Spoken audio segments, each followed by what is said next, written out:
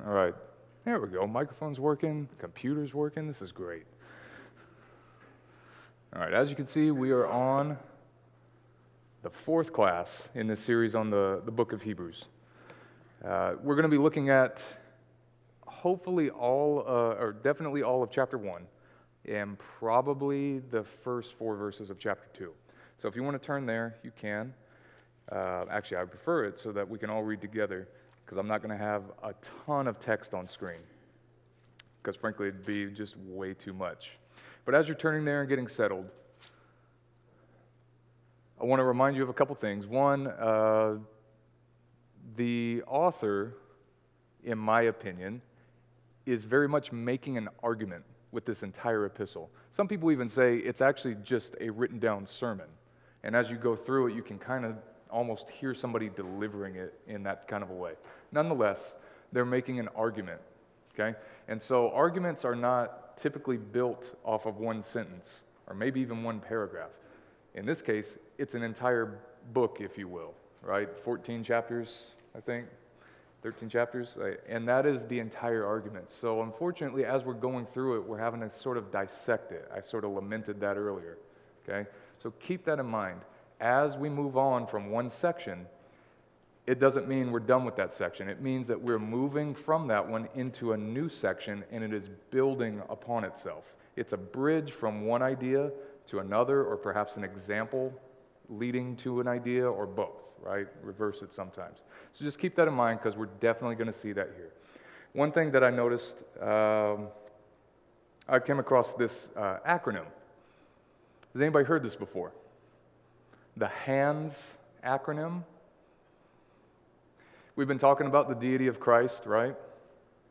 And so somebody came up with this very nifty acronym to sort of help explain how it is that you see these things that exemplify the deity of Christ. It came from this book, as a matter of fact, The Incarnate Christ and His Critics.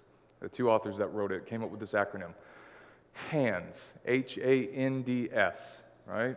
Got 5 fingers, I hope, and you can use one for each acronym, or each part of it. H, these are the honors given to God, right?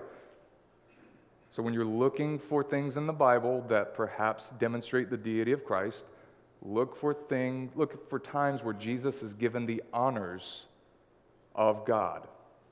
In the same way, A is attributes, the attributes displayed by God, or sometimes even given to God, right? Does Jesus ever receive attributes, or is described as having attributes, or display attributes of God? In the names of God. A lot of people know that, right? Especially John 8, where he talks about I am, right? He assumes God's name in that context, right? D, the deeds done by God. How it talks about in one of the Gospels, how nobody has the power to forgive sins except God alone, and yet what does He do? He forgives sins. Right there, right? That's a sign. And then, of course, S. Who is seated on God's throne? Well, obviously God. But who else? As we read in verse 4, the Son, right? Jesus, the Son is seated at the right hand of the Majesty on high, right? Hands. So as we're going through this book, and as we're going through other books of the Bible, if you're interested in that topic of like, man, I would like to find more how I can perhaps defend or look for more ways to exemplify the deity of Christ, an easy way to do it, look at your hand, and then recall this 5-letter acronym. Maybe that will help you, I hope. So anyway, we're moving on here. Let's start reading. We're going to begin in verse 5. For to which of the angels did God ever say, "You are my son, today I have fathered you"? And in another place he says, "I will be his father and he will be my son." But when he again brings his firstborn into the world, he says, "Let all the angels of God worship him." And he says of the angels, he makes his angels spirits and his ministers a flame of fire. But of the Son he says, "Your throne, O God, is forever and ever. And a righteous scepter is the scepter of your kingdom. You have loved righteousness and hated lawlessness. So God, your God, has anointed you over your companions with the oil of rejoicing. And you founded the earth in the beginning, Lord, and the heavens are the works of your hands. They will perish, but you continue, and they will all grow old like a garment. And like a robe you will fold them up, and like a garment they will be changed. But you are the same, and your years will never run out. But to which of the angels has he ever said, sit at my right hand until I make your enemies a footstool for your feet? Are they not all ministering spirits sent out to serve those who will inherit salvation? So we're going to stop right there at verse 14. We can see how this is split into about 3 sections. Verse 5 and 6, 7 to 12, and 13 and 14. What's interesting about this is how the beginning of each one of these sections starts. And as you can probably see up there, it begins with phrases that invokes God's speech. Okay? In verse 5, for to which of the angels did God ever say? And then it goes into something that's attributed to God's speech. It's actually an allusion to the Old Testament. That's what this author is doing here. Using the Old Testament, not necessarily to prove their argument, but to show, hey, this was talked about by God. And now we're seeing that here today. In the same way, in verse 7, of the angels, he says, he being God. And in verse 13, and to which of the angels has he ever said? Okay? What's also interesting is that with all of these saids, right? Saids or says, we see both. We see all tenses, past, present, and perfect, being exemplified. If we remember what we talked about last week, I believe it was, the perfect tense is, we don't have it in English. We don't have a way of expressing that. We have to use more words to kind of wrap that idea up. But the perfect tense is something that was accomplished in the past and is continuing to be accomplished, right? What does that mean with respect to what the author is saying here, you think? If God is saying something in the past, and it's something that is still being accomplished, how does that strike you? I heard something. That sounded pretty good. What was it? I'm sorry? The perfect tense. I thought I heard something else, though. I apologize. God doesn't change in that respect. One of the things I was thinking about was the idea of perhaps eternality. Something that was done in the past is still being accomplished in this sort of unchanged, as you said, Scott, in that sort of a way. What's also interesting is many times when we read in the New Testament, when Old Testament is being quoted, they use a phrase, it is written, or perhaps even the prophet said, or something along those lines. What does the author use instead here?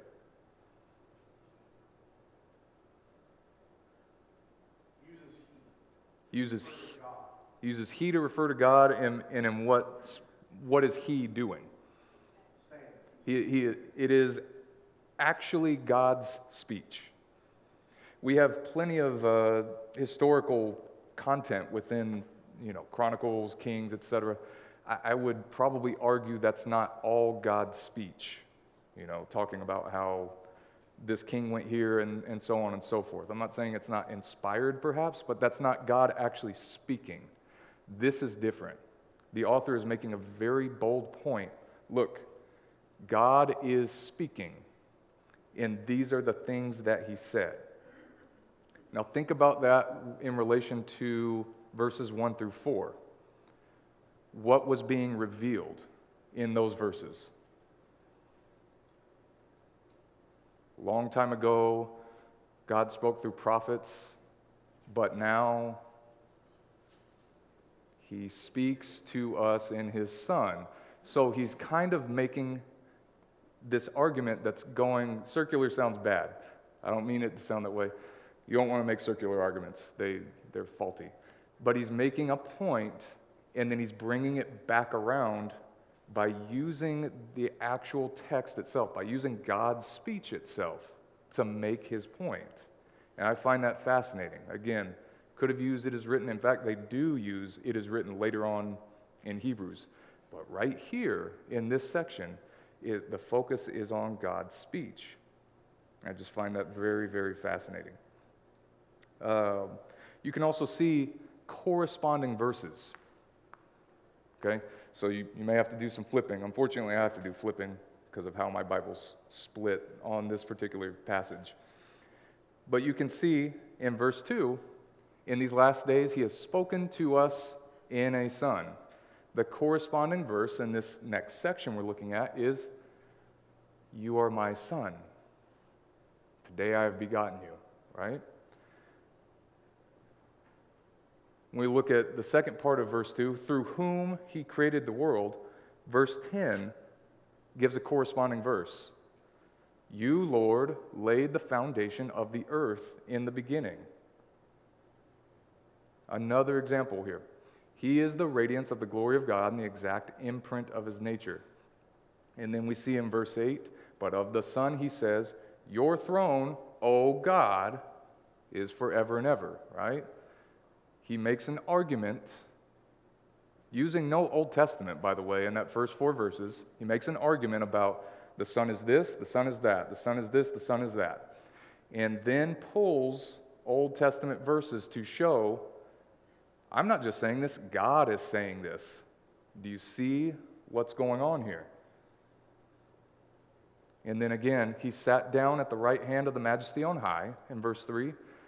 And of course, in verse 13, sit at my right hand, speaking to the Son, sit at my right hand until I make your enemies a footstool for your feet. The author is not just making an argument from their own imagination, if you will. They are using God's own speech to show these things are so. These things are true.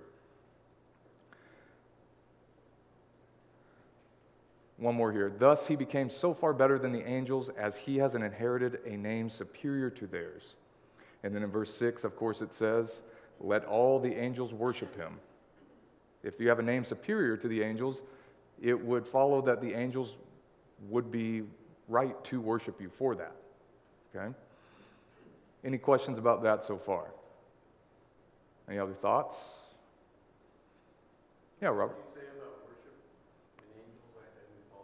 and angels? The idea is, thus he became so far better, the Son, right, in verse 4. Thus the Son became so far better than the angels as he has inherited a name superior to theirs. The corresponding verse in 6 is, God says, let all the angels worship him.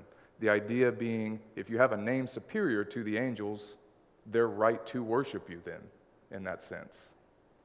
Yeah, I think I got you. Okay. Robert? I apologize if you're getting to this, but it's interesting how this is very much structured like how you would write a paper. Because he makes this claim in verse 4, and until the end of verse 4 of chapter 2, he is continuing to build the evidence for that claim so that we can see it is true. So each corresponding verse is wrapping back around to, I have made this claim, and now I am telling you why the claim is true. I'm arguing my case to you by here's the evidence to support my claim, and by the time we get to the end of verse 4 of chapter 2, he then tells us why that claim matters and the impact of that claim. It's just very well structured, even if you're looking at this from a standpoint of just a persuasive piece of writing. Yeah, I agree. I'll do my best to summarize that for those watching or perhaps didn't hear. Robert was was noticing how this is a very well-written speech, perhaps like a persuasive speech, where they make a claim and then they begin moving into evidence, if you will. They're showing, hey, I'm not just saying this, I'm going to provide support for it as well, and that's how you have this kind of, not give and take per se, but you make the claim, you provide the evidence for each one of those claims. And so I definitely agree. I totally see that. Any other thoughts so far about this? Okay. What does it say about angels? What kind of qualities are described in verses 5 through 14.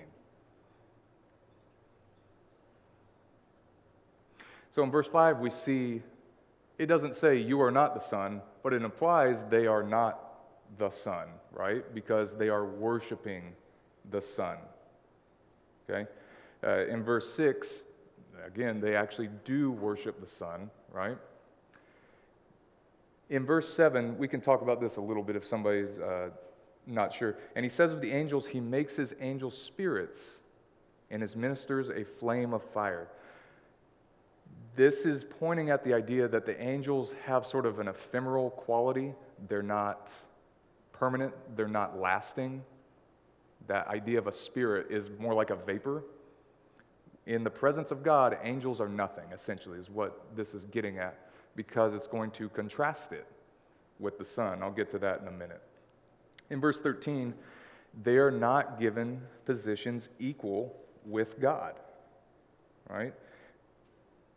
The statement's made, but to which of the angels has he ever said, sit at my right hand until I make your enemies a footstool? They're not equal with God. They are not going to be given positions equal with God. And in fact, they are ministers or perhaps servants of those who are saved, if you look in verse 14, where it says, are they not all ministering spirits sent out to serve those who will inherit salvation? And this isn't a bad thing. These aren't like denigrating remarks about angels. But here's what's happening.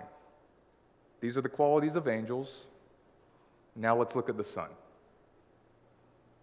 What kind of qualities do we see about the Son? In verse 5, they are fathered by God. The Son is fathered by God. He is given the position of firstborn, and I would love to talk about that. Hopefully we have enough time. He is actually worshipped by angels. He has an everlasting throne, as it says in verse 8. But of the Son he says, your throne, O God, is forever and ever. He is anointed by God with the oil of gladness. The Son made the heavens and the earth, in verse 10. You founded the earth in the beginning, Lord, and the heavens are the works of your hands.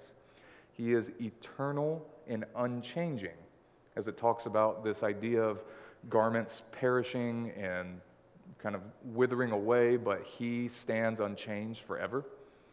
In the same way that angels aren't in the opposite way, the angels are not given a position with God. The Son is elevated to being seated at the right hand of God. Vastly different, right? Does everybody see how that's going on? And I find it just incredibly compelling how it's layered, how it's structured in there by this author. So any thoughts on that?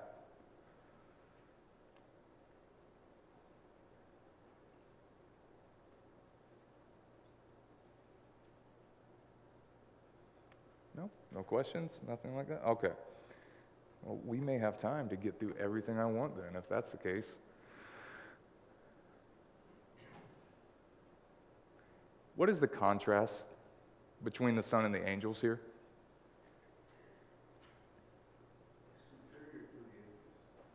They're superior, and how is that demonstrated?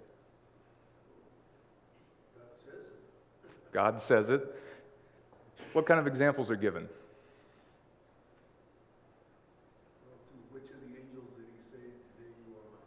Right. And what does that mean as far as them being superior?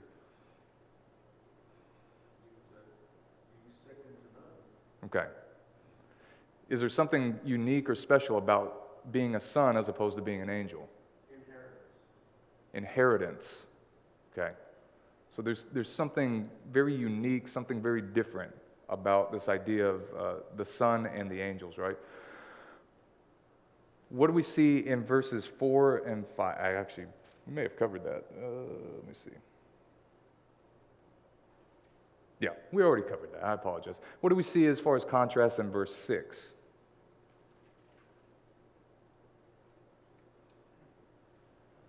What's the contrast there?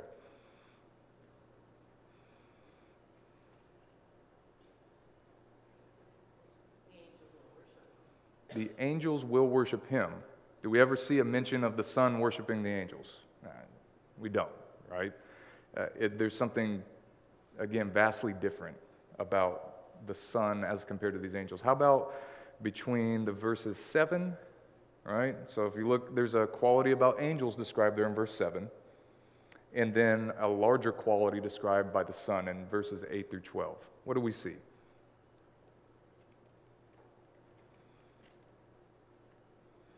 He says of the angel, he makes his angels spirits and his ministers a flame of fire. But of the Son, he says, your throne, O God, is forever and ever. And a righteous scepter is the scepter of your kingdom. You have loved righteousness and hated lawlessness. So God, your God, has anointed you over your companions with the oil of rejoicing. And you founded the earth in the beginning, Lord, and the heavens are the works of your hands. They will perish, but you continue, and they will all grow old like a garment, and like a robe you will fold them up, and like a garment they will be changed. But you are the same, and your years will never run out. What's the contrast with the angels in verse 7? Jesus is equal to the Father. He's equal to the Father, is definitely there. Eternal versus not eternal. What do you see about that? It says, your throne will last forever and ever, whereas in the angels it says they are like spirits or flames of fire, like they're going to go away. Yeah, it's again that idea of a spirit it can be used in different ways, right? We have spirits in the sense of God is a spirit, right? The Bible even says that. But it also uses that same word as something that is kind of passing. It actually uses wind. Wind can be a substitute at times for that same word. It's this idea of it's transitory. It doesn't last long. It can just be pushed away, so to speak, disappear. Your life is a vapor. It's kind of that same idea here. Angels are ephemeral, they're temporal. But the Son is forever and will not change. Mitch. It shows Jesus as a king, he has a throne for the angels and more servitude. Yeah, it talks about, again, thank you for bringing that up, that Jesus is the king, whereas the angels are ministering spirits. Now, Jesus himself ministered to us as well. And so I don't want to, again, denigrate the idea of service or ministering to others, and perhaps that doesn't necessarily make them lower, but by virtue of him being the king, and these are subservient to him, naturally he is better. And thank Jesus that he is merciful and serving for us. So what do we see in the difference here in 13 and 14? What's our contrast? But to which of the angels has he ever said, sit at my right hand until I make your enemies a footstool for your feet? Are they not all ministering spirits sent out to serve those who will inherit salvation? I'll just say that was pretty much what I was thinking, what Mitch just said, the idea of sitting on the throne while others are ministering to you, or at least doing your bidding, right? Any other thoughts? Okay. Why do you suppose he's making this argument about angels? You kind of beat me to the punch. It's probably a perfect segue. I know you're good. Why? That's a great question. Why is he making such a big deal about this? Why is he dwelling so much on this idea of angels versus Jesus, or the Son, I guess is the more proper term. Angels versus the Son, and all these different contrasts and things of that nature. This is why I don't like this chapter break. Because if you stop right there at 14, you're kind of like, that's cool. But what's his point? Let's look in chapter 2, verse 1 through 4. I'm going to back up just a little bit here. But to which of the angels has he ever said, sit at my right hand until I make your enemies a footstool for your feet? Are they not all ministering spirits sent out to serve those who will inherit salvation? Therefore, whenever we see a therefore, we have to ask, what is it there for, right? Therefore, we must pay closer attention to what we have heard, so that we do not drift away. For if the message spoken through angels proved to be so firm that every violation or disobedience received its just penalty, how will we escape if we neglect such a great salvation? It was first communicated through the Lord and was confirmed to us by those who heard him, while God confirmed their witness with signs and wonders and various miracles and gifts of the Holy Spirit distributed according to his will. So Randy brings up a good point, and it's kind of my question. I'll kind of lump them together. What is the author's point in chapter 1? I believe it's revealed here in this section. What is it?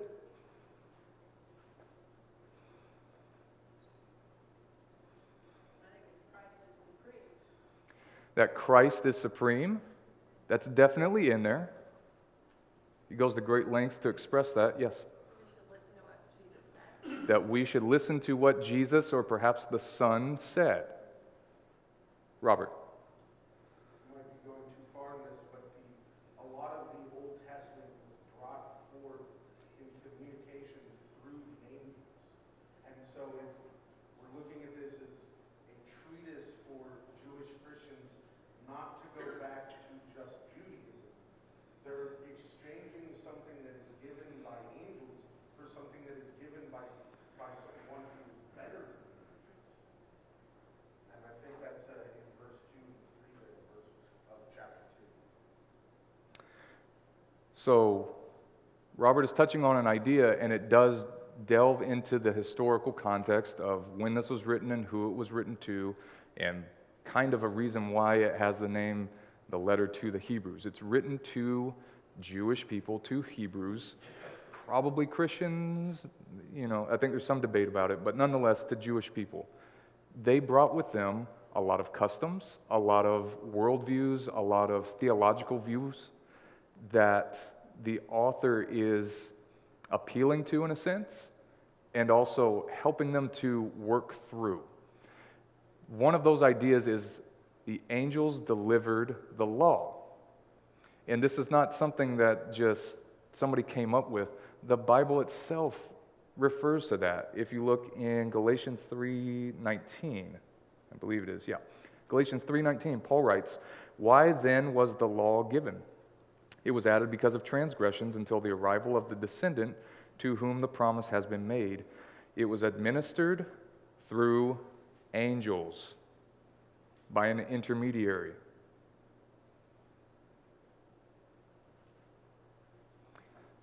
The law was given through angels, right?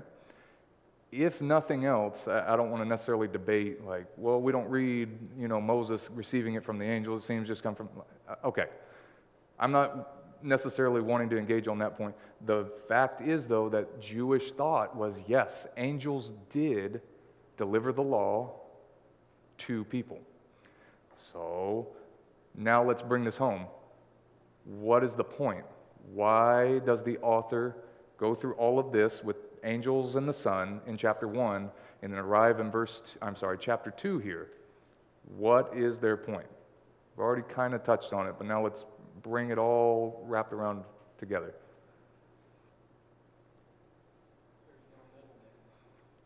There's no middleman? Go a little bit further. A little bit further. You're there. So, Kevin says, you're getting it with no middleman. You're getting it straight from Jesus. It's interesting because Jesus does act as an intermediary, yet, what else is he? He is God himself. He is delivering the message straight to you, right? This is not being delivered by angels, right? These are not inferior beings in a sense. This is the supreme being now speaking to you and to me.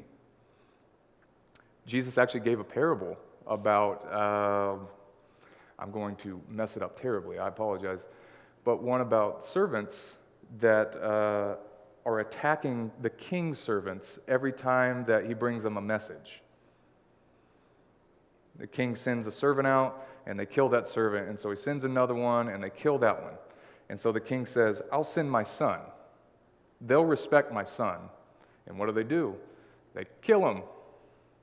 And what does the king do? He utterly destroys them. It's that same idea. There is something infinitely more important about how the message is delivered. Let me talk about that for a second. Did the message that the angels brought differ from the message that the Son brought? No. I would agree. There is no difference in the message. But what is different, Mitch? I think not only did Jesus communicate the message, but he delivered the promise. He was the Lamb of God. So he communicated it not by word only, but by his sacrifice. So he validated everything.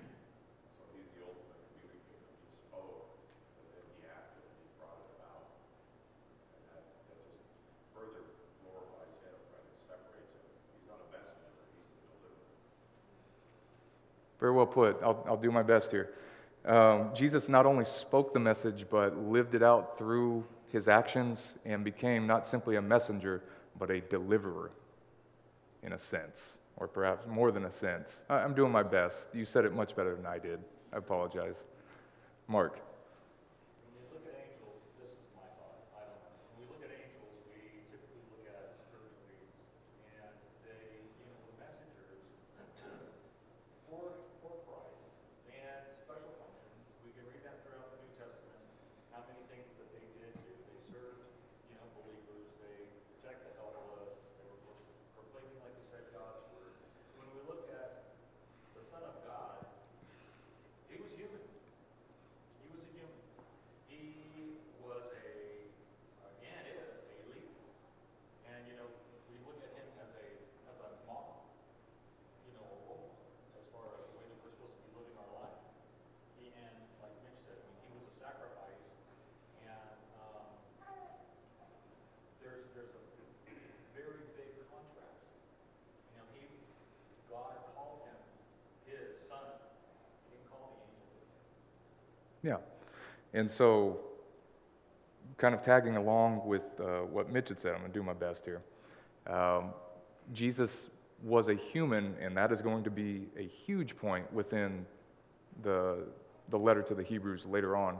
But he was a human, and so he was able to fulfill certain things that, I'll just put my own spin on this, that were better. Frankly, worlds better than what angels could do. He was a leader for us, as Mark said.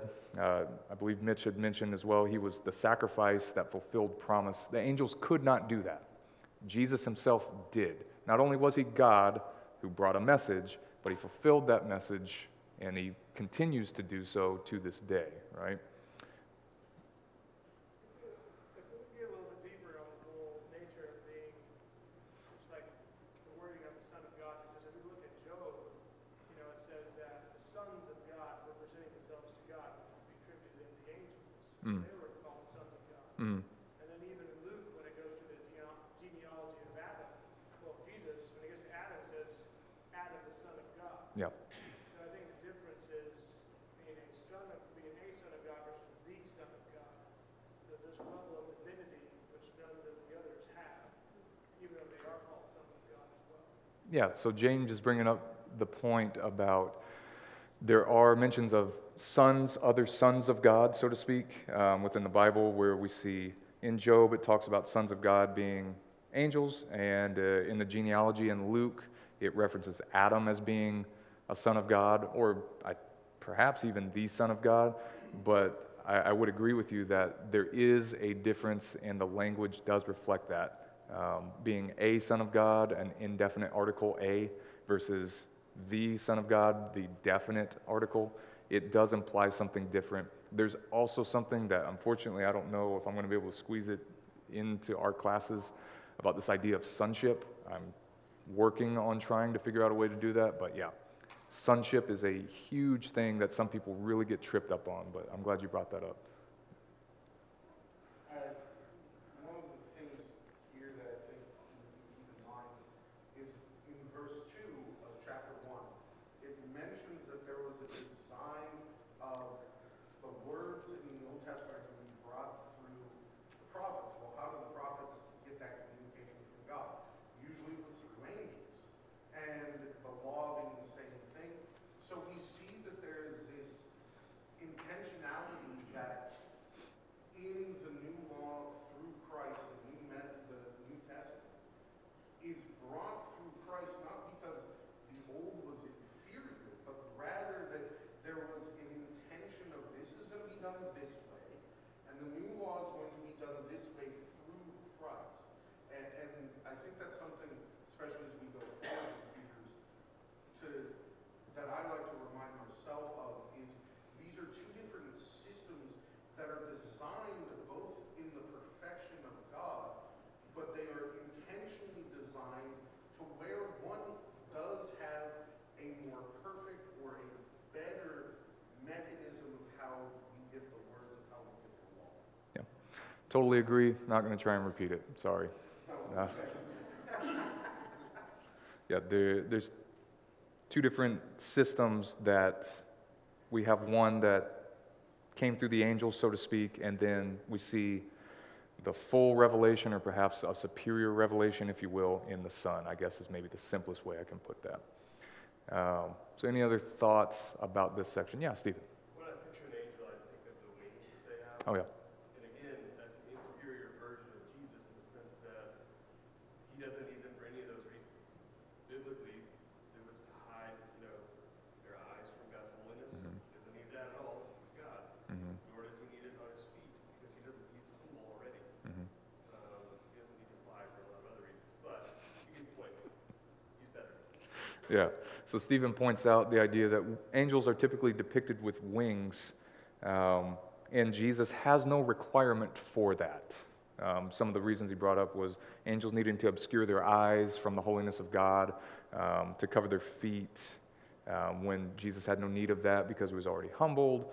And then again, just the sheer inherent power within the Son has no need for anything, let alone wings that angels seem to have.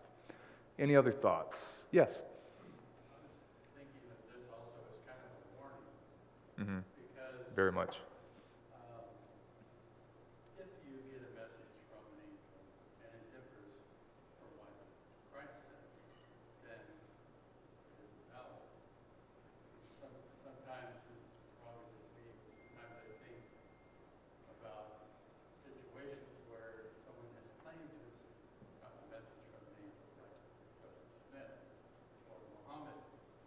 Maybe they did, but it wasn't a good angel. Yeah. And it differed from what Christ's message is. Yeah, that's a great point. The idea of angels were tasked with bringing the message, and the author's point here is we now have the revelation of that message in the Son. And to take it one more step further, as Dave was saying, if an angel were to come after Christ and deliver something different, then obviously it is not from God. It would be perhaps an evil spirit, an evil angel, however you want to phrase it. But ultimately, if it does not conform to the message of Christ, you can disregard it. It means nothing. In fact, you probably should run away from it, right? You brought up Joseph Smith and Muhammad and all sorts of strange things with those encounters. So any other thoughts or comments thus far? No? All right. Yes, Brandy. That in early Jewish writings, there was much given to angels as far as even people should worship an angel. And when you think about it, at the beginning of Jesus' life, there was an active angel involved. And then, of course, at his resurrection, there's an angel, and most of them are pretty impressive beings. Yeah. So it doesn't surprise me that they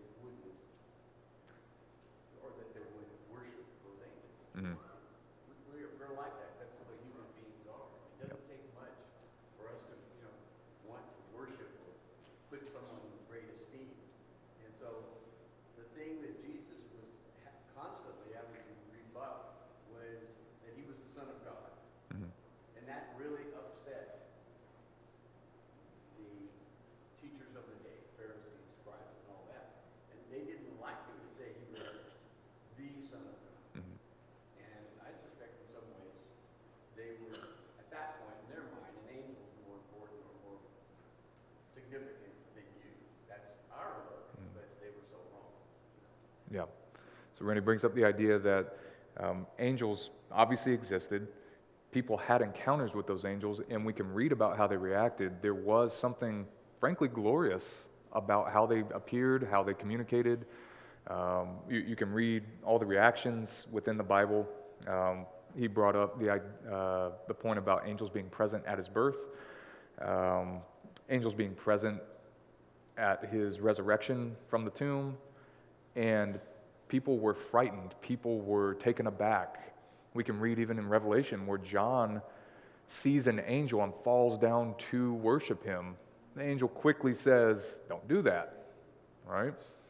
Nonetheless, a very human reaction. So the temptation would be strong to deify perhaps these angels, if I can use that term, to worship them and to see them as someone in authority. There's probably a little bit of truth in that, and yet what do we see that the Hebrew writer just blows out of the water? Go ahead and think all that. Now let me show you the Son. There's no comparison. To which of the angels did he ever say, "Sit at my right hand until I make your enemies a footstool"? To which of the angels did he ever say, "Your throne is forever and ever, O God"? Like, not even close. Not even close. So, we're about out of time. Any other thoughts, last comments? No?